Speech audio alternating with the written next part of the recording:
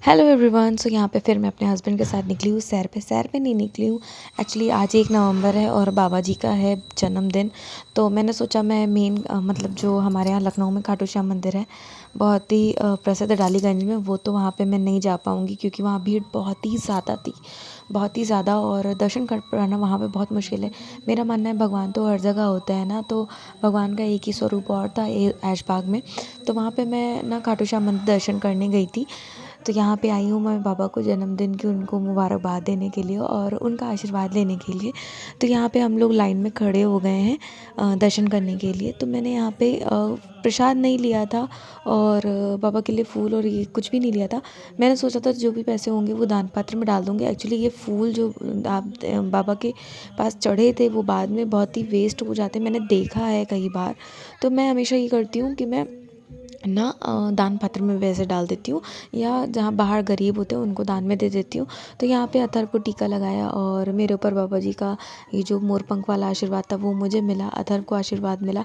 फिर आगे ना और भी बाबा जी के यहाँ पे मंदिर थे, साथ में बहुत सारे भगवान जी यहाँ पे थे, उनके दर्शन किए मैंने पहले। उसके बाद साईं बाबा के दर्शन किए, फिर मैंने पंचमुखी हनुमान जी के दर्शन करे, ये आप देख सकते हो। उसके बाद मैंने फिर हनुमान जी के दर्शन करे जो कि सीता माता और राम जी के साथ थे। और ये मंदिर ऐशबाग में पड़ता है, पानी टंकी के पास में खाटू श्याम जी का मंदिर है।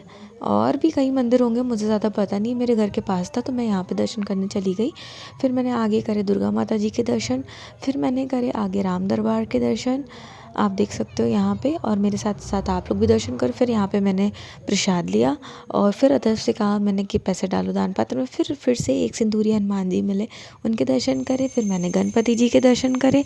फिर आगे ना पूरा परिवार मिलेगा भोले बाबा का, फिर मैं यहाँ पे पूरा भोले बाबा के परिवार के दर्शन करूँगी। पहले गणेश जी के, फिर गौरा माता की, फिर नंदी भगवान के, फिर जो है कार्तिकेय जी के और फिर भोले बाबा के।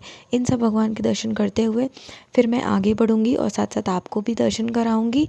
और यहाँ पे ना अथर्व भी बराबरी से दर्शन कर रहा था और अथर्व से मैं बोल रही थी क्योंकि जो शिवलिंग की पूरा चीज़ होती है वो पूरा आप फेरी नहीं ले सकते, उसमें आधी ही फेरी ली जाती है।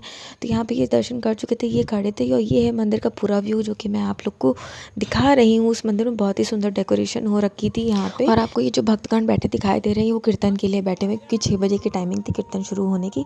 तो मैं यहाँ पे बस भगवान की जो झांकियाँ बनी थी उसको दर्शन करते, जो चित्रकारी बनी हुई उसको वीडियो में शूट करी थी। साथ ही मुझे मौसी मिल गई, मैं मौसी से थोड़ी देर मिली अपनी और उनसे नमस्ते किया। उसके बाद में बाबा के एक और आखिरी प्रणाम लेकर के, मतलब इस मंदिर से जा रही हूँ ना, तो एक बार फिर बाबा का दर्शन करके उनके प्रणाम, उनका आशीर्वाद लेकर के बाहर चली आऊँगी। जो बैनर देख रहे हो उसमें आप लिखा हुआ है कि कब एकादशी पड़ रही है और कब अमावस पड़ रहा है, पूरा साल में जब जब पड़ रहा है वो लिखा हुआ है। और ये था मेरा छोटा सा श्याम बाबा के बर्थडे के उपलक्ष्य में छोटा सा व्लॉग। आप लोग को भी दर्शन कराए बाबा के, मैंने भी करे। और आप सभी को श्याम बाबा के जन्मदिन की हार्दिक शुभकामनाएं। जय श्री श्याम।